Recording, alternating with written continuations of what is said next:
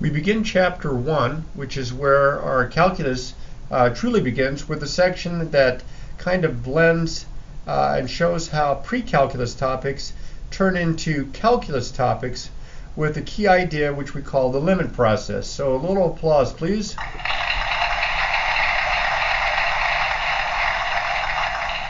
Calculus is the mathematics of change.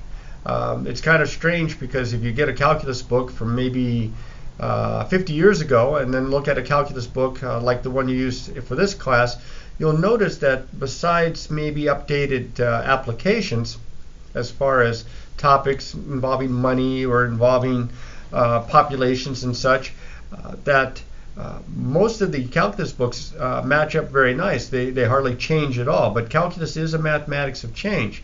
See, the key difference here between pre-calculus and calculus is that pre-calculus stays the same in many ways. We talk about constant velocity.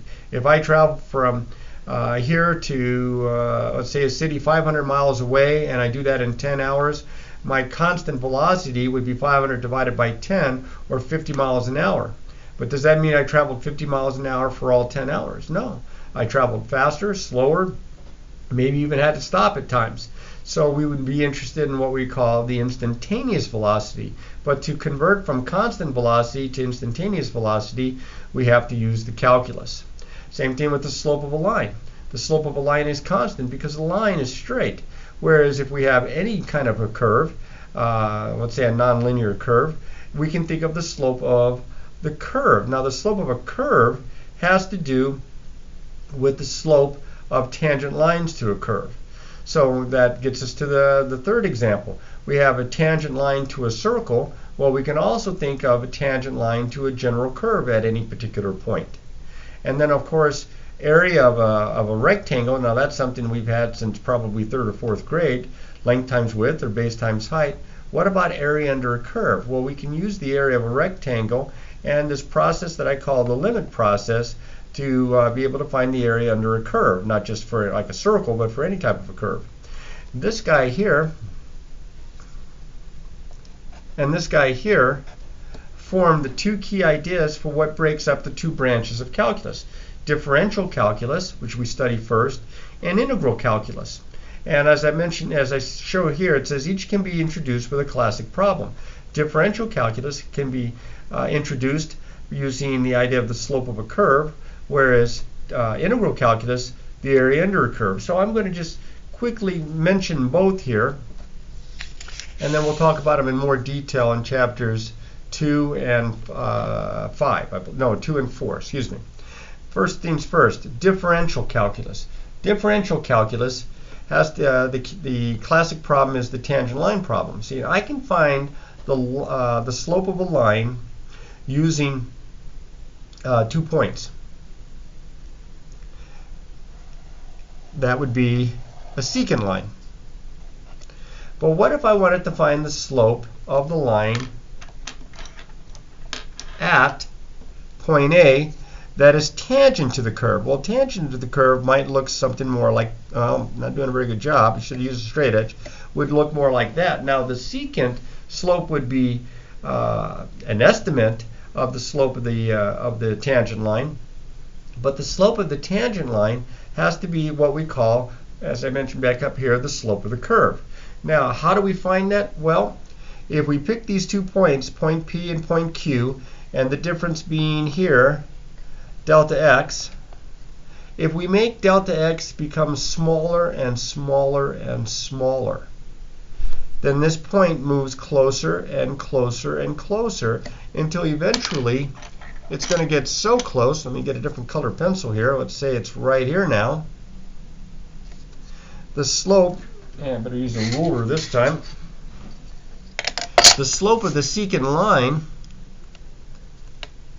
through these 2 points is going to be much closer to the slope of the tangent line.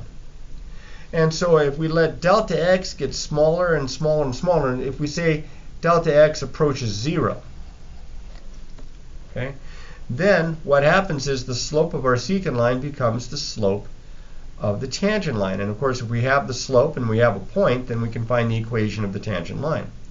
Now, the original solution let me move this up just a little bit, to finding the slope of a tangent line given just a single point here was giving credit to a mathematician who's for years I have pronounced his name as Fermat, Pierre Fermat, because I thought it can't be Fermat, he's French, it should be Fermat.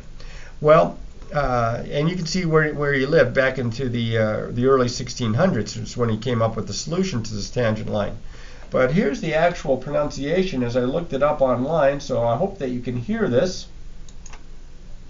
Fermat. Fermat. See, I would have never said that. In fact, I can't say that. Fermat just doesn't sound right to me, but that's the way you pronounce his name. And again, he was the mathematician given credit, and he's given credit for many, many discoveries in mathematics, not just this for calculus, but he was the one that came up with the idea of finding the slope of a secant line and using it to find the slope of a tangent line. The second classic problem has to do with integral calculus, and as I mentioned before, it has to do with the area under a curve. Let's see if I can figure out this, if I got this just right. Now, we know how to find the area of a rectangle. What we do here to find the area under a curve, and I'm talking about this area right in here, is we break up the interval from A to B, we partition it. So I'm going to break it up into, looks like about 1, 2, 3, 4, 5, 6, 7 subintervals, and then I'm going to bring up, these are supposed to be vertical lines. How dare I forget my arrows. And if I had a decent skill in drawing, then I could tell you that these were all vertical lines here. And then I either use inscribed rectangles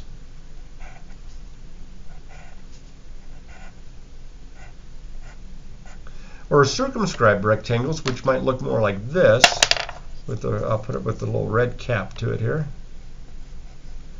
And if I find the area of each one of those 7 rectangles and add those up, I will approximate the area that's under the curve. And what I have to do now is I let n be the number of subintervals. And in this case, I think of this as n gets bigger and bigger and bigger. We say as n goes to infinity. And as n goes to infinity, the area under the curve would be exactly the sum of the areas of all those rectangles, infinitely many rectangles. And we find the area of the region enclosed by these equations. Y equals f of x at the top, x equals a to the left, x equals b to the right, and y equals 0, the x-axis down at the bottom. Those are the 2 classic problems. We're going to talk about them in more detail, as I mentioned, in chapters 2 and 4. But you'll have some problems to practice that kind of lead you from pre-calculus into calculus. And in the next section, we're going to study both informally and formally the definition of this process called the limiting process, or finding the limit.